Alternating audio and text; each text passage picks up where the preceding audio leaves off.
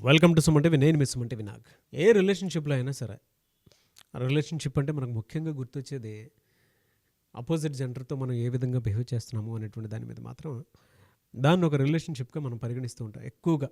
అది బిజినెస్ పార్ట్నర్షిప్లో అయినా సరే, జనరల్ వైఫ్ అండ్ హస్బెండ్ రిలేషన్షిప్లో అయినా సరే, ఒక విషయం జరిగేటప్పుడు లేదా లైఫ్ జర్నీ అలా స్మూత్గా సాగేటప్పుడు తెలియకుండానే కొన్ని అబ్యూజెస్ ఉంటాయి.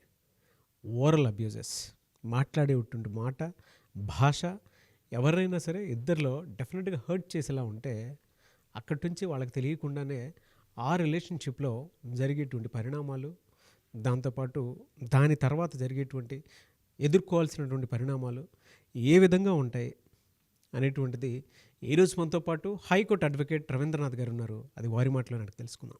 Hello sir. హాయ్ అండి నాగరాజ్ గారు. హేళన ఏదైనా ఒక రిలేషన్షిప్లో కనుక ఆ అబ్యూజ్ అనేది స్టార్ట్ అయింది అని అంటే ఎక్కడి వరకు వెళ్ళే అవకాశం ఉంటుంది? జనరల్గా ఎలా స్టార్ట్ అవుతుంది ఈ అబ్యూజ్ అనేది? నాగరాజ్ గారు, ఇద్దరు వ్యక్తులు రిలేషన్షిప్లో ఉన్నారు. తన పార్ట్నర్ వల్ల తను తెలియకుండానే తన వ్యక్తిత్వాన్ని కోల్పోతున్నాడు అనుకోండి, అతను అబ్యూజ్కి గురవుతున్నట్లు లెక్క. తన ఇష్టాలని తను కోల్పోతున్నాడు అనుకోండి, తను అబ్యూజ్కి గురవుతున్నట్లు లెక్క. తన యొక్క గోల్స్ తను మర్చిపోతున్నాడు అనుకోండి, తను ఒక రెడ్ ఫ్లాగ్కి వెళ్తున్నట్టు దారి తప్పుతున్నట్టు లెక్క. తనకున్నటువంటి బాధ్యతను తను మర్చిపోతున్నాడు అనుకోండి, తను అబ్యూజ్కి గురవుతున్నట్లు లెక్క. తన ఇష్టాలను తను కోల్పోతున్నాడు అనుకోండి, తను అబ్యూజ్కి గురవుతున్నట్లు లెక్క. తన టైంని తను కోల్పోతున్నాడు అనుకోండి, తను అబ్యూజ్కి గురవుతున్నట్టు లెక్క. తను అబద్ధాలు ఆడుతున్నట్టుగా తనకే ఎక్కువగా అనిపిస్తుంది అనుకోండి, తను అబ్యూజ్కి గురవుతున్నట్లు లెక్క. తన చుట్టూ ఉండడం తన పరిసరాలు, తన స్నేహితులు కావచ్చు, తన కుటుంబం కావచ్చు, తన బంధువులు కావచ్చు, తన మిత్రులు కావచ్చు, వారికి కావాల్సిన సమయం కేటాయించకుండా తనలో తను ఎక్కువగా కుమిలిపోతున్నాడు అనుకోండి, దానికి కారణం తన అబ్యూజ్కి గురవుతున్నట్లు లెక్క. ప్రేమ అనేది ఒక ఆనందం కావచ్చు, ఒక ఆనందానికి దారి తీయాలి. ప్రేమ అనేది హింసకు దారి తీయకూడదు. ముఖ్యంగా రిలేషన్షిప్లో ఉండేటప్పుడు ఒకరినొకరు మొదట్లో అర్థం చేసుకునే ప్రయత్నం చేస్తారు, ఒకరిని ఒకరు ఇంప్రెస్ చేయడం కోసం ప్రయత్నిస్తారు. ఆ ఇంప్రెషన్లో మొదటి స్థాయి బాగానే ఉంటుంది. వాళ్ళ స్పర్శ ఆనందాన్ని కలిగిస్తుంది, వాళ్ళ చూపు ఆనందాన్ని కలిగిస్తుంది, వాళ్ళ మాట ఆనందాన్ని కలిగిస్తుంది, వాళ్ళు తన కోసం స్పెండ్ చేస్తున్న టైము తనకు ఆనందాన్ని కలిగిస్తుంది. ఒకరినొకరు అర్థం చేసుకుంటున్నాం అనుకుంటారు. బహుశా ఈ ప్రపంచంలో తమకు మించినటువంటి ప్రేమికులు ఎవరూ లేరు అన్నంత హాయిగా గొలుపుతారు. అప్పుడు ఆ టైంలో తను చేసిన ప్రతి మాట, తన విమర్శ కూడా తనకు చాలా సిల్లీగా అనిపిస్తుంది. ఆ ఇద్దరు ప్రేమలో ఉండేటప్పుడు చేసే ప్రతి చిన్నవి, ఎంత పెద్ద విమర్శ అయినా అది చాలా సిల్లీగా అనిపిస్తుంది. ఒకరినొకరు కామెంట్ చేసుకున్న చాలా సిల్లీగా అనిపిస్తుంది. వాట్సాప్ చాట్లు అయితేనేమి, మొబైల్ టెక్స్ట్ మెసేజ్లు అయితేనేమి, లేకపోతే వీడియో కాల్స్ అయితేనేమి, ప్రతిదీ కూడా తిట్టుకున్న ఒక పొగడ్తలు అనిపిస్తుంది. కానీ ఎప్పుడైతే మొదటగా ఉన్నటువంటి ఈ ప్రేమ కొద్ది రోజులకి తనని డామినేట్ చేస్తుంది, తన యొక్క ఇంట్రెస్ట్ని కోల్పోతున్నాడు, తనని డామినేట్ చేస్తుందని ఎప్పుడైతే తన అంతరాత్మ ఘోషిస్తుందో అప్పుడు మొదలవుతుంది వాళ్ళలో ఉన్నటువంటి వైరం మొదలవుతుంది. ఎగ్జాక్ట్లీ నాగరాజు గారు. ఎప్పుడైతే తన అంతరాత్మ చెప్తూ ఉంటుంది, అంతరాత్మ ప్రబోధాన్ని మర్చిపోతాడు. తన తల్లిని మర్చిపోతాడు, తన తండ్రిని మర్చిపోతాడు, తన బ్రదర్స్ని మర్చిపోతాడు, తన సిస్టర్స్ని మర్చిపోతాడు, తన చుట్టూ పెంచి పెద్ద చేసినటువంటి తనతో పాటు తన ఫ్రెండ్స్ని మర్చిపోతాడు, తన గడిపినటువంటి మధుర క్షణాలు మర్చిపోతాడు. ఆమె తన సర్వస్వం అనుకుంటాడు. నేను నాట్ ఓన్లీ ఫీమేల్స్ని చెప్పట్లేండి, ఫీమేల్కి మేల్ కావచ్చు, మేల్కి ఫీమేల్ కావచ్చు, ఎవరైనా సరే స్టార్టింగ్లో ఈ రిలేషన్షిప్స్ చాలా అందంగా ఉంటాయి. కానీ రాను రాను రాను ఆ ప్రేమ హింసగా తావిస్తుంది. మొదట్లో ఉన్నటువంటి తనలో ఉన్నటువంటి ఏవైతే తన ఫెయిల్యూర్స్ కనిపిస్తాయో అవి ప్లస్గా కనిపిస్తాయి ఆపోజిట్ జెండర్కి. కానీ కొద్ది రోజులకి ఆ ఫెయిల్యూర్స్ బహుశా ఇంతకన్నా చండాలుడు ఈ ప్రపంచంలో ఎవడు ఉండడు అన్నట్టుగా తిట్టడం మొదలు పెడతారు. నువ్వు ప్రేమలో దిగుతున్నావంటే నీ పార్ట్నర్ తిట్టేటప్పుడు కూడా నువ్వు భరించే శక్తి ఉంటేనే నువ్వు నీ రిలేషన్షిప్ కొనసాగించు. కానీ అది హింసకు దారితీసే పరిస్థితులు ఉండేటప్పుడు అప్పటికి నీకు హక్కు ఉంది. నీకున్నటువంటి ఏ రిలేషన్షిప్ అయినా ఏ స్థితిలోనైనా దాన్ని కట్ చేసుకునే హక్కు నీకుంటుంది. అది తీవ్రంగా పరిణమించి అది హింసకి నిన్ను నువ్వు కోల్పోయి నీ సొసైటీలో నీకంటూ ఒక ఐడెంటిటీ కోల్పోయే స్థితికి దారితీస్తే మాత్రం ఖచ్చితంగా దానివల్ల నువ్వు కోల్పోతావు, నీ చుట్టూ ఉన్న సమాజంలో నీకంటూ ఒక ఐడెంటిటీ కోల్పోతావు. అది నీ చుట్టూ ఉన్న సమాజం మీద కూడా తన ప్రభావితాన్ని చూపిస్తుంది. కొన్నాళ్ళకు ఒక చచ్చిన కలేబరంలా మిగులుతుంది చివరిగా. అందుకనే నాగరాజు గారు, ఈ అబ్యూజ్ అనేది చాలా దారుణమైన పదం. ముఖ్యంగా నేటి సమాజంలో మనం చూస్తున్నాం, అబ్యూజ్ అనేది స్టార్టింగ్లో వయసులో ఉండేటప్పుడు చాలా బాగానే ఉంటుంది, కానీ అవి మనం ఏ స్థితికి దారితీస్తున్నది రీసెంట్గా మనకు కనిపిస్తున్న కొన్ని సంఘటనలు మనం దగ్గరగా పరిశీలిస్తే కనిపిస్తుంది. రీసెంట్గా ఒక సెలబ్రిటీ, ఒక కొరియోగ్రాఫర్ గురించి మనం మాట్లాడుకోగలిగితే దీని వెనకాల ఉన్నటువంటి అంతర్గతమైన కారణం చిట్ట చివరిగా అదే కనిపిస్తుంది. ఒక సైకాలజీ, అంటే లీగల్ సైకాలజీ అనలిస్ట్గా నేను చెప్పగలుగుతున్నాను నాగరాజు గారు, డెఫినెట్గా దీని వెనకాల ఉన్నది అదే. తనకు ఒక కుటుంబం ఉంది, తనకు ఒక ఫ్యామిలీ ఉంది, తనకు సొసైటీలో ఒక మంచి స్టేటస్లో కలిగి ఉన్నాడు, ఏదో ఒక కారణాల వల్ల దగ్గరగా చేరబడ్డారు, ఒక రిలేషన్షిప్ డెవలప్ చేసుకున్నారు. ఆమె అందం కావచ్చు, ఆమె యొక్క ఉన్నటువంటి అంటే తను ఏదైతే వర్క్ చేస్తున్న ఫీల్డ్లో తను అద్భుతంగా తనకున్న టాలెంటు, తనకున్నటువంటి వర్క్మెన్షిప్, తనకున్న టోటల్ దాన్ని ఏమంటారంటే పనితనం అంటారు, అన్నిట్లో టాప్గా కనిపించినప్పుడు తెలియకుండానే ఒక మ్యాగ్నెటిక్ ఒక దగ్గర తీస్తుంది. ఇటువంటప్పుడే పురుషుడు కావచ్చు, స్త్రీ కావచ్చు, తను ఏ బౌండరీస్లో అయితే ఉన్నాడో ఆ బౌండరీస్ని గుర్తు చేసుకోవాల్సిన అవసరం ఉంది. ఆ గుర్తు చేసుకుని మీరు మర్చిపోతే దగ్గరగా ఉన్న సైక్రియాటిస్ట్ని సంప్రదించండి. డెఫినెట్గా తను దారి తప్పుతున్నాను అంతరాత్మ ప్రబోధం చేస్తూ ఉంటుంది, కానీ ఆ బౌండరీని ఎప్పుడైతే దాటగలిగాడో ఇమ్మీడియట్గా తను కోల్పోతాడు. మొదట్లో రిలేషన్షిప్స్ బాగానే ఉంటాయి. ఇప్పుడు నేను చెప్తున్నటువంటి ఈ టాపిక్లోకి వస్తే నాగరాజు గారు, యాక్చువల్గా ఏం జరిగి ఉండొచ్చు, ఏమి జరిగి ఉండొచ్చు, ఎందుకంటే మనకు మనం చూస్తున్నటువంటి ఈ మీడియా కథనాలు కావచ్చు, దగ్గరగా 2019 నుంచి ఈరోజు 2024 వరకు వాళ్ళ మధ్య సాన్నిహిత్యం బాగానే ఉంది. మైనర్ అంటారు, మేజర్ అంటారు, అది ఓన్లీ ఫర్ ద నెంబరింగ్, దాన్ని కాసేపు పక్కన పెడదాం. మెచ్యూరిటీ లెవెల్స్ అంది లీగల్గా 18 ఏళ్ళు అని చెప్తారు. 18 ఏళ్ళు అంటే 18 ఏళ్ళకి ఏమైనా రాత్రి బర్త్డే రాగానే ఏమైనా మైండ్ సెట్ మారిపోతుందా? కాదండి. ఒక డెస్టినీ పెట్టుకోవాలి, ఒక పారామీటర్ పెట్టుకోవాలి. కాబట్టి ఆ సంఖ్య పెట్టుకున్నాం. ఆ 18 అన్నది ఒక మన గోల్ సెట్టింగ్లో పెట్టుకున్నాం మనం. అంటే 18 అయ్యాడు బర్త్డే కాగానే ఇమ్మీడియట్గా ఈరోజు ఏప్రిల్ 18 నా బర్త్డే అయిపోయిందంటే అర్జెంటుగా ఏం జరిగిపోతుందా? ఏమి జరగదు నాగరాజు గారు. ఒక రోజు ముందైనా ఒక రోజు వెనకైనా ఏమి జరగదు. తన సొసైటీని చూసుకుంటూ తన మైండ్ సెట్ మారుతూ ఉంటుంది. అయితే ఇక్కడ ఫీమేల్ అయినా సరే, మేల్ అయినా సరే ఆలోచించుకోవాల్సింది ఏంటంటే, మేలు పరంగా ఆలోచించుకుంటే కొన్ని రకాల అభిరుచులు ఉంటాయి. తనకంటూ ఒక ఫ్యామిలీ ఉంటుంది, తను ఉన్నటువంటి సర్కమ్స్టాన్సెస్, తనకున్న పరిసరాలు, తనకున్న బాధ్యతలు, తనకున్న బరువులు, తన మీద ఉన్న రెస్పాన్సిబిలిటీస్, ఇవన్నీ ఒక లెక్క అయితే ఫీమేల్ సైడ్ ఆలోచించేటప్పుడు తనకున్నటువంటి కోర్ వేరే విధంగా ఉంటుంది. సో ఈ రెండు కోర్సు దగ్గర అయ్యేటప్పుడు తన ఐడెంటిఫికేషన్ కోల్పోతే ఏ రకంగా పరిణామం జరుగుతుందంటే, ఈరోజు మనం చూస్తున్నటువంటి ఏదైతే కొరియోగ్రాఫర్ ఈ ఇష్యూ ఏదైతే దానికి సంబంధించి మాట్లాడగలిగితే పర్ఫెక్ట్ అనాలిసిస్ మనం చేయొచ్చు. ఎలా సార్? It's perfect analysis. అంటే ఇక్కడ మైండ్ సెట్స్ తెలియకుండానే వీళ్ళు అవుట్ స్టేషన్కి వెళ్ళడం జరిగింది. బాంబే, చెన్నై, కోల్కతా ప్రాంతాల్లో ఒక అమ్మాయి చాలా అద్భుతంగా డాన్సరు, డెఫినెట్గా తను ఎంకరేజ్ చేయాలనుకున్నాడు. తెలియకుండానే ఆమెలో ఉన్నటువంటి ఒక దాన్ని ఏమిటంటే మెస్మరైజింగ్ స్కిల్స్ కావచ్చు, లేకపోతే అట్రాక్టివ్ బాడీ లాంగ్వేజ్ కావచ్చు, డెఫినెట్గా ఉన్నటువంటి ఇంటర్నల్ హార్మోనల్ ఇంబ్యాలెన్స్ వల్ల డెఫినెట్గా అట్రాక్ట్ అయ్యారు. ఈమెమనుకుంటుంది, డెఫినెట్గా నాకు ఒక మాస్టర్ దొరికాడు, సొసైటీలో ఎవరికి లేనటువంటి నాకు ఆ స్టార్డమ్ కనిపిస్తుంది, పెద్ద పెద్ద స్టార్ హీరోలతో పక్కన వాళ్ళకి చాలా దగ్గరగా కనిపించడం, వాళ్ళతో మాట్లాడడం, ఏదో ఒక తెలియనటువంటి ఒక అనుభూతికి లోనవుతుంది డెఫినెట్గా. ఎందుకంటే ఇక్కడ నాగరాజు గారు ఏదైతే ఇప్పుడు మనం రీసెంట్గా జరిగిన సంఘటన గురించి మనం మాట్లాడుకుంటున్నాం కాబట్టి ఇక్కడ మనం సైకలాజికల్గా చూడాల్సిన పరిస్థితి వస్తుంది. నేను లీగల్ సైకాలజీ చేస్తున్నాను కాబట్టి నేను సైకలాజికల్ కూడా కొంత స్టడీ చేస్తున్నాను. మిగిలిన అడ్వకేట్స్కి నేను చేస్తుంటే లీగల్ సైకాలజీ మనం చేస్తున్నాం. దీని మీద కొన్ని ఎపిసోడ్స్ కూడా చేద్దామని మనం సిద్ధపడుతున్నాం దీనికి సంబంధించి. అయితే నాగరాజు గారు, తను పెరిగినటువంటి సర్కమ్స్టాన్సెస్ ఏ రకమైన సర్కమ్స్టాన్సెస్లో పెరిగింది అది కూడా ఇన్ఫ్లుయెన్స్ చేస్తుందండి. ఇందాక మీరు అన్నట్టుగా ఎర్లీ ఏజ్లో తను పూర్తిగా తన స్టార్డమ్ వైపు, అంటే స్టార్డమ్ కాదండి, స్టార్స్ పక్కన నిలబడి వాళ్ళకి కొరియోగ్రాఫ్ చేసే స్టేజ్కి ఎదగడం వల్ల తనకేమైందంటే తెలియకుండా ఇంకేముంది ఆల్మోస్ట్ చూసాం. ఇక్కడ కొంతమంది ఇన్ఫ్లుయెన్స్ చేయబడతారు. ఈ స్టేజ్ని నేను చెప్తానంటే ఈ ప్లాట్ఫామ్ మీద మనం మాట్లాడుకుంటున్నాం కాబట్టి ఒక హేమమాలిని, ఒక శ్రీదేవి గారు, ఒక జయప్రద గారు, అంటే పాత ఓల్డ్ యాక్టర్స్ మనం తీసుకోగలిగితే వాళ్ళు కూడా ఇదే ఏజ్లో స్టార్ట్ అయ్యారండి తమ కెరీర్ని. పెద్ద వాళ్ళు అప్పట్లో ఉన్నటువంటి శివాజీ గణేశన్ కావచ్చు, ఎన్టీ రామారావు గారు కావచ్చు, పెద్ద నటుల పక్కన కూడా వాళ్ళు ఎంత ఉద్దికగా, అంటే మీరు అనొచ్చు మీడియా లేదు కాబట్టి అప్పుడు జరిగి ఉండొచ్చు. కాదండి, జరిగినప్పుడు కూడా అప్పటికి ప్రింట్ మీడియా ఉంది. ఏ చిన్న విషయంలో బయటకు కొన్ని వచ్చేటి. కానీ శ్రీదేవి గారు సుమారు 50 సంవత్సరాల పాటు తన కెరీర్ నిలబెట్టుకున్నారంటే ఆమె చూడనటువంటి పీక్ స్టేజ్ లేదండి. అంత అద్భుతమైన స్టేజ్లు చూశారు వాళ్ళు కూడా. అటు దాన్ని ఏమంటారు మల్టిపుల్ లాంగ్వేజెస్లో కూడా వాళ్ళు తను ప్రూవ్ చేసుకున్నారు. ముఖ్యంగా ఇండస్ట్రీలో జరిగిన విషయాలు కాబట్టి నేను ఇండస్ట్రీని ఎగ్జాంపుల్గా నేను చెప్తున్నాను. మల్టిపుల్ టాలెంట్స్ ఉండే వాళ్ళు.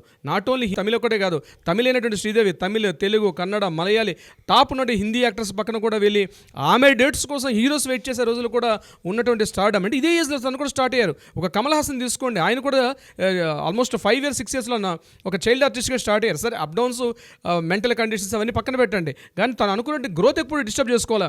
వీళ్ళ వల్ల పక్క వాళ్ళని సఫర్ చేసి వాళ్ళ జీవితాలను నాశనం చేసే పరిస్థితి ఎక్కడ కనిపించు నాగరాజు గారు.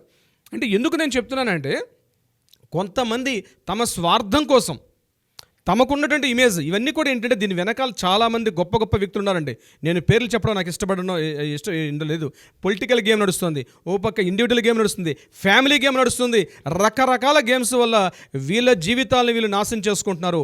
ఒక వ్యక్తి మీద బురద జల్లితే డెఫినెట్గా తమ జీవితాలు కూడా కొలాప్స్ అని తెలుసుకోవట్లేదు. వాళ్ళ ఫ్యామిలీ మెంబర్స్ పెద్దగా చెప్పుకుందామంటే వాళ్ళ పక్కన ఒక మదర్ తప్ప పెద్దగా మనకు తెలిసిన ఇన్ఫర్మేషన్ ప్రకారం పెద్దగా ఎవరు కనిపించట్లేదు. ఏదో స్టార్ కనిపించి ఏదో చేసేద్దాం, రేపు అవకాశాలు వస్తాయి. నువ్వు ఎదగడం తప్పులేదు, కానీ నువ్వు ఎదిగిన నీ గురువుగారిని కావచ్చు, నీ కింద పనిచేస్తున్న వ్యక్తుల్ని తొక్కి ఎదగడం అని మాత్రం చాలా తప్పు. అవకాశాలు వస్తాయి, వెయిట్ చేయాల్సి వస్తుంది. దీనికోసం సంవత్సరాల తరబడి వెయిట్ చేసిన వాళ్ళు కూడా, తమ జీవితాంతం వెయిట్ చేసిన వాళ్ళు కూడా ఉన్నారు. ఇప్పుడు మనం చెప్పుకొని ఈ కొరియోగ్రాఫర్ కూడా పొట్ట చేత పట్టుకొని బయటకు వచ్చినాడు, సిటీకి వచ్చినవాడే. ఆయన ఏమిటంటే గోల్డ్ స్పూన్తో పుట్టిన వ్యక్తి కాదు. పొట్ట చేత పట్టుకొని ఒక గ్రామం దగ్గర నుంచి సిటీకి వచ్చి ఎన్నో రాత్రులు ఇదే కృష్ణానగర్ వీధుల్లో ఎన్నో రాత్రులు తను తెలియకుండా స్టూడియోల చుట్టూ తిరిగి అంటే ఎన్నో సాక్రిఫైస్ చేసుకుని ఈ స్టేజ్కి రాలా. అదృష్టవశాత్తు నీకు అవకాశం దొరికింది. నేను ఇక్కడ నేను ఫెమినిస్ట్గా మాట్లాడడం అంటే నేను మేల్ సపోర్ట్గా ఫీమేల్ సపోర్ట్గా మాట్లాడడం కాదు నాగరాజు గారు. నేను జరుగుతున్న విషయాన్ని అబ్యూజ్ పాయింట్ ఆఫ్ వ్యూలో చెప్తున్నాను. ఇది బోత్ సైడ్స్. ఎందుకంటే ఇది ఎక్కడ దారితీస్తుంది, ప్రతిరోజు సోషల్ మీడియాలో వీరి గురించి మాట్లాడుకుంటున్నారు. అంటే అబ్యూజ్ మొదట్లో ఒక దగ్గరగా నేను స్టార్టింగ్ పాయింట్ అదే చెప్పాను సార్. Very clear sir. దీనికి సంబంధించి కామన్ సెన్స్ మాట్లాడుకున్నా కూడా చాలా విషయాలు అర్థమవుతూ ఉంటాయి. రెండోది ఏంటంటే, అంటే మీరు ఇందాక ఒక మాట అన్నారు, మెన్ వైపా విమెన్ వైపా నేను మాట్లాడట్లేదు, ధర్మం ఏ విధంగా అయితే ఉంటుందో దాని వైపే మాట్లాడుతున్నాను. కరెక్ట్.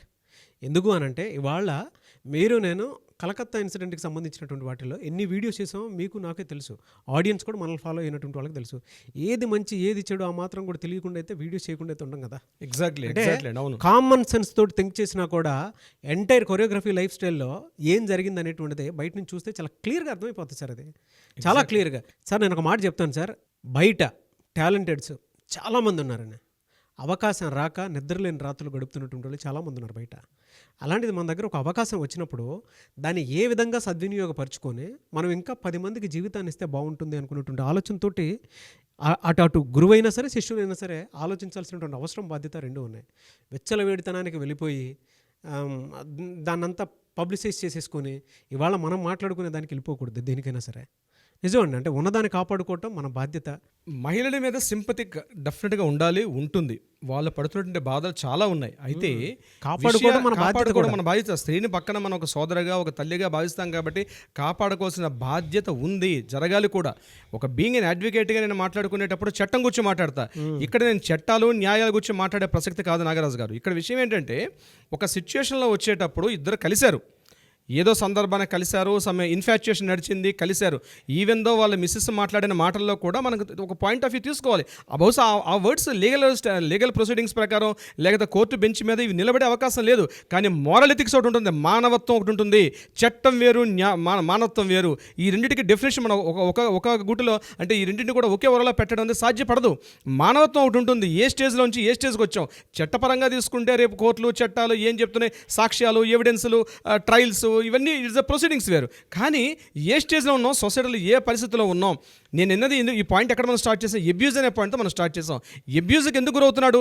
మొదట్లో అండర్స్టాండింగ్ బాగానే ఉంటుంది, మిడిల్ స్టేజ్లో ఇష్టం పోతుంది నాగరాజు గారు. ఫస్ట్ ఏమవుతుందంటే, మొదట్లో ఎప్పుడు ఫోన్ వస్తుందని వెయిట్ చేసిన వ్యక్తి ఇప్పుడు ఫోన్ వస్తే అబ్బా ఏంది ఫోన్ వస్తుంది, తను మెసేజ్ చేసిన మెసేజ్ చేయని స్థితిలోకి వెళ్తున్నాడు. ఎప్పుడైతే నేను ఈనాడు సమాజాన్ని నేను చెప్తున్నానండి, ఆల్మోస్ట్ ఇప్పుడు ఎవరైతే ఈ రిలేషన్షిప్లో ఉన్న వ్యక్తులు చెప్తున్నాను నేను ముఖ్యంగా పాయింట్ ఆఫ్ వ్యూ ఏంటంటే, ఎవరైనా ఫస్ట్లో ఉన్నటువంటి రిలేషన్షిప్ ఇప్పుడు ఆమె ఫోన్ వస్తే భయపడు, మేల్ సైడ్ కావచ్చు ఫీమేల్ సైడ్ కావచ్చు, ఇప్పుడు ఫోన్ వస్తుంది అంటే భయపడిపోతున్నావు. ఇప్పుడు ఒక మెసేజ్ చేస్తుందంటే రిప్లై ఇవ్వడానికి భయపడుతున్నావు. తను రమ్మనమంటే ఒకప్పుడు రమ్మనమంటే తన టైంని మానుకొని పరిగెత్తిన వ్యక్తి కూడా ఇప్పుడు తను రమ్మనమంటే తను ఆలోచించుకొని వెళ్ళే ప్రసక్తి వస్తున్నాడు. నేను ఫీమేల్స్ కూడా చెప్తున్నాను, ఇటువంటి సిచ్యువేషన్ మీరు కానీ మేల్ దగ్గర నుంచి కానీ మీరు కనిపిస్తుందా, మీరు అబ్యూజ్ గురవుతున్నట్లు లెక్క లేదు. ఇటువంటి సిచ్యువేషన్ మీరు మేల్ ఫేస్ చేస్తున్నారంటే ఆ అమ్మాయి మీద మీరు అబండాలు వేయకండి, డెఫినెట్గా మీరు తప్పుకోండి, ఆమెకి దారి ఇచ్చేసేయండి, తన లైఫ్ తన లీడ్ చేసుకునే అవకాశాన్ని ఇవ్వండి. అంతేగాని ఆమె లైఫ్లోకి మీరు అడ్డం వెళ్ళి ఆమె లైఫ్ని మీరు అడ్డగిస్తే మళ్ళీ రేపు క్రిమినల్ యాక్ట్స్ వస్తాయి, క్రిమినల్ చట్టాలకు మళ్ళీ దారితీస్తాయి. డెఫినెట్గా మీకు మీ ఆ పార్ట్నర్ మిమ్మల్ని సపోర్ట్ చేయట్లేదు, మీ పార్ట్నర్ మిమ్మల్ని డీవియేట్ చేస్తుంది, మీ పార్ట్నర్ మిమ్మల్ని క్రాస్ చేసుకుంటుంది అన్నప్పుడు హ్యాపీగా కూర్చోండి, పెద్దల సమక్షంలో కూర్చోండి, నచ్చినప్పుడు హ్యాపీగా విడిపోండి. అంతేగాని అది హింసగా దారితీసే విధంగా ఈరోజు మన సంఘటనలు అవే కనిపిస్తున్నాయి. మొదట్లో ఇది ఏమవుతుంది, ఆ స్టేజ్లో ఆపకపోతే, సెకండ్ స్టేజ్లో ఆపకపోతే అది థర్డ్ స్టేజ్ ఏమవుతుంది, కొట్టుకుంటారు. థర్డ్ స్టేజ్లో కొట్టుకుంటారు, చెంప మీద కొడతారు, ఫిజికల్ హ్యాండ్లింగ్ వస్తుంది, దౌర్జన్యం చేసుకుంటారు, తోసుకుంటారు. బూతులు తిట్టుకుంటారు. ఎన్నో కేసులు ఈ మధ్యకాలం మనం చూస్తున్నాం. అది 4th స్టేజ్కి మారిపోతుంది నాగరాజు గారు. 4th స్టేజ్లో ఏంటవుద్ది, అప్పుడు క్రిమినల్ ఇంటిమినేషన్ స్టార్ట్ అవుతుంది. ఈమెని ఎలా చంపాలా అని ఒక సుపారీకి ఇవ్వడం, that is the final stage. మనం ఆ స్టేజ్ దాకా వెళ్ళాం. ప్రతి మనిషి అది మొన్నటిదాకా ఎంత బాగా కనిపించాడే, ఈరోజు ఎందుకు ఇట్లా బిహేవ్ చేస్తున్నాడు అంటే తన స్టేజెస్ మారిపోతున్నాడు. ఈ టైంలో అవసరం ఒక సైక్రియాటిస్ట్ యొక్క అవసరం. ఈ టైంలో మీకు అవసరం మీరు అనుకున్నటువంటి మీ శ్రేయోభిలాషులు మీ చుట్టూ ఉండాల్సిన అవసరం ఉంది. ఒకవేళ మీకు సంబంధం లేదు, డెఫినెట్గా అప్రోచ్ అవ్వండి. దీనికి లీగల్ సెల్స్ ఉన్నాయి, దీనికి సంబంధించినటువంటి ఒక సైక్రియాటిక్ సెల్స్ ఉన్నాయి. డెఫినెట్గా అప్రోచ్ అయితే మీకు తెలియనటువంటి ఏదో ఒక డైలమాలో మీరు కొట్టుమిట్టాడుతున్నారు. మీకు ఏం చేయాలో తెలియట్లేదు. ఒకటి డిప్రెషన్, అరే మొన్నటిదాకా ప్రేమించిన అమ్మాయి ఈరోజు నా ఫోన్ లిఫ్ట్ చేయట్లేదే, భయపడిపోవడం, యాంగ్జైటీ ఫీల్ అవడం, వృత్తి మీద అంటే చేస్తున్న వర్క్ మీద కాన్సన్ట్రేషన్ చేయకపోవడం, ఏదో ఒక రకమైన తెలియని ఒక షివరింగ్, తెలియకుండానే కంపరం ఎత్తిపోతుంది. అంటే నా పార్ట్నర్ నన్ను కనిపించకపోతే ఈ సిచ్యువేషన్స్ బోత్ సైడ్ చెప్తున్నాను నాగరాజు గారు, not only for the male. ఇటువంటి సిచ్యువేషన్ ఉన్నప్పుడు డెఫినెట్గా మీకు ఒక సైక్రియాటిస్ట్ యొక్క అవసరం ఉంది. ఈ స్థితిలోనే ఒక లీగల్ సైక్రియాటిస్ట్ యొక్క అవసరం ఉంది. మీరు కానీ అప్రోచ్ అవ్వగలిగితే ఈ స్టేజ్ని మీరు హ్యాపీగా డీల్ చేస్తారు. మీరు నలుగురు కూర్చుంటారు, మాట్లాడుకుంటారు. ఆ సంబంధాన్ని అక్కడ తెంచుకోవాలా, కంటిన్యూ చేయాలా. లేదు మీ హ్యాపీ మూడ్లో పెళ్లి చేసుకుంటారు, మళ్ళీ పెళ్లి చేసుకున్నాక మరలా కాంప్లికేషన్స్. నేను ఏమంటున్నానంటే బిఫోర్ మ్యారేజ్, ఇప్పుడు నేను చెప్పానండి 3, 6, 9, 12 అని ఒక స్టేజ్ చెప్తారు. యాక్చువల్గా మా లీగల్ ప్రొసీడింగ్స్లో 3, 6, 9, 12 అంటారు. అంటే డేటింగ్ చేసేటప్పుడు అంటే ఫస్ట్ 3 months ఒకరినొకరు అర్థం చేసుకుంటారు. నెక్స్ట్ 6 months మరికాస్త ముందుకెళ్తారు. 9th month గొడవలు పడతారు. 12th month ఉండాలా, డివైడ్ అయిపోవాలా. దిస్ ఇస్ కాల్డ్ 3, 6, 9, 12 అని ఒక ఫార్ములా ఉంది లీగల్ ప్రొసీడింగ్స్ ప్రకారం. నేను చెప్తున్నాను ఇలాంటి సెక్షన్స్ చాలా ఉన్నాయి, అంటే ఇలాంటి సిచ్యువేషన్స్ చాలా ఉన్నాయి. కాబట్టి మీరు డెఫినెట్గా అప్రోచ్ అవ్వగలిగితే ఈ అబ్యూజ్ అనేది చివరిగా హింసాకాండగా దారితీసి ఒకరినొకరు జైల్లోనే ఉండిపోయి ఈరోజు ఎక్కడికి వెళ్తుందో, మనం ఏ రకంగా ఉన్నాం అన్నది సోషల్లో డీఫేమ్ అయిపోయి బోత్ సైడ్స్ డీఫేమ్. ఆ అమ్మాయి ఏమో ఫేస్ చూపించుకోలేదు, ఇతనేమో తన ఫ్యామిలీకి తన పిల్లలకి అందరిగా దూరం అయిపోయి ఆ పిల్లల పరిస్థితి ఏంటి, వాళ్ళ పిల్లల మానసిక స్థాయి ఏంటి, మనం ఒక వేరే వీడియోలో మాట్లాడుతుంది దానికి సంబంధించిన. డెఫినెట్గా నో డౌట్. ఈ విషయానికి సంబంధించింది అయితే నా స్టాండ్ అయితే ఒకటి చాలా క్లియర్గా చెప్తాను సార్. నేను ఎవరైనా మనకు ఆపర్చునిటీ ఇచ్చినప్పుడు ఎంట్రీ ఈజీ అయింది కదా అని చెప్పేసి దాన్ని నిలబెట్టుకోవటం అంత ఈజీ అని చెప్పేసి అనుకోకూడదు. ఫస్ట్ లెవెల్లో స్ట్రగ్లింగ్స్ ఉంటాయి, సెకండ్ లెవెల్లో కాంపిటీషన్ స్టార్ట్ అవుతాయి, థర్డ్ లెవెల్లో మనమే కాంపిటేటర్స్. మనల్ని మనం నిలబెట్టుకోవటం చాలా కష్టమైపోతూ ఉంటుంది. స్ట్రగ్లింగ్ లెవెల్లో ఒక్కొక్క ల్యాడర్ ఎక్కేటప్పుడు ఓకే ఇక్కడ దాకా వచ్చాం కదా, మనకంటే బెస్ట్ ఎవరు ఉన్నారు, వాళ్ళని దాటి ముందుకు వెళ్ళిపోదాం అని అనిపిస్తూ ఉంటుంది. ఆ కాంపిటేటర్ని దాటుకొని కూడా మనం నెంబర్ 1 పొజిషన్లోకి వస్తాం, నేషనల్ అవార్డు దాకా కూడా వచ్చేస్తాం. దాని తర్వాత ఎలా నిలబెట్టుకోవాలనేది మన ఆటిట్యూడ్ మీద, మన మీద డిపెండ్ అయ్యి ఉంటుంది. రెండు, చుట్టుపక్కల ఉండేటువంటి సరౌండింగ్స్ని కూడా బాగా చెక్ చేసుకోవాల్సినటువంటి అవసరం చాలా ఉంది, అనాలిసిస్ చేసుకోవాల్సినటువంటిది. అండ్ కొంతమంది మన దగ్గర చుట్టుపక్కల ఉండేటువంటి వాళ్ళే ఎలా ఉంటారు అని అంటే, నడిచిన రోజులు బాగానే నడుస్తారు, ఎండ్ ఆఫ్ ద డే ఏం చేస్తారంటే బ్లేమ్ గేమ్ స్టార్ట్ చేస్తారు. అక్కడ నాకేం చేశారు, నా వల్లే కదా మొత్తం అక్కడ అది జరిగింది అని అంటే, ఆ రోజు ఆ ఎంట్రీ కనుక నీకు జరగకపోయి ఉంటే ఈరోజు నువ్వు ఇలా వచ్చి మాట్లాడతావా? ఎగ్జాక్ట్లీ అండి, ఇలా వచ్చి మాట్లాడతావా? ఎంతోమంది టాప్ హీరోస్ పక్కన, టాప్ కొరియోగ్రాఫర్స్ పక్కన అసిస్టెంట్లుగా జాయిన్ అయినా సరే డెఫినెట్గా మా లైఫ్ని నిలబెట్టుకోవాలని అనుకునేటువంటి వాళ్ళు టాలెంటెడ్ బయట చాలామంది ఉన్నారు. 100 మంది కింద కామెంట్ బాక్స్లో కూడా పోస్ట్ చేస్తారు సార్. ఎస్, నేను కూడా నాకు అవకాశాలు రాక నేను నా లైఫ్ని నేను స్పాయిల్ చేసుకున్న రోజులు, ఒక చోట ఆగిపోయాను అనుకున్న రోజులు చాలా ఉన్నాయని చెప్పేసి కన్నీళ్ళు పెట్టుకుని మరి కింద కామెంట్ బాక్స్లో పోస్ట్ చేసేటువంటి వాళ్ళు చాలామంది ఉన్నారు. చిన్న ఏజ్లో ఎవరికైనా ఏదన్నా అవకాశం వచ్చింది అని అంటే వాళ్ళకి ఆ పొరపాటున దాని వాల్యూ కూడా తెలియదు సార్. అసలు కష్టపడి పైకి వస్తేనే కొంత వాల్యూ తెలుస్తుంది. అంటే నేను ఎవరిని డీఫేమ్ చేయాలనో లేదంటే ఎవరి గురించో బ్యాడ్గా మాట్లాడాలనో దానికి సంబంధించిన మాట్లాడలేదు. దేనికైనా సరే బాధ్యత ఉండాలి. ఒక్కొక్క జర్నీకి మనం పట్టుకునే దానికి మనం తిరుగుతున్నటువంటి సోషల్ రెస్పాన్సిబిలిటీ కూడా ఉండి మెలిగే విధానం అవసరం, బాధ్యత అన్నీ ఉన్నాయని చెప్తాను నేను. అంటే ఈ వేదిక మీద నా వెర్షన్ నేను ఒక చెప్పదలుచుకున్నాను నాగరాజు గారు. ఎవరైతే సో కాల్డ్ పెద్దలని ఎవరైతే అనుకుంటున్నారో, ఇండస్ట్రీలో ఉన్నటువంటి పెద్దలైతే ఎవరు అనుకుంటున్నారో, మీ స్వలాభం కోసం, మీ ఈగోస్ కోసం ఒకరి జీవితాలను దయచేసి నాశనం చేయకండి. ఇది my kindly request, this is my humble request. మీకు ఆల్రెడీ సోషల్ స్టేటస్ ఉన్నాయి, మీకు already sufficient, you are well settled. కానీ మీ స్వార్థాల కోసం అప్పుడప్పుడే ఎదుగుతున్నటువంటి మొగ్గల్ని తుంచేయకండి.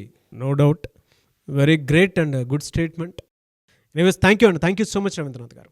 Thank you so much Nagaraj గారు.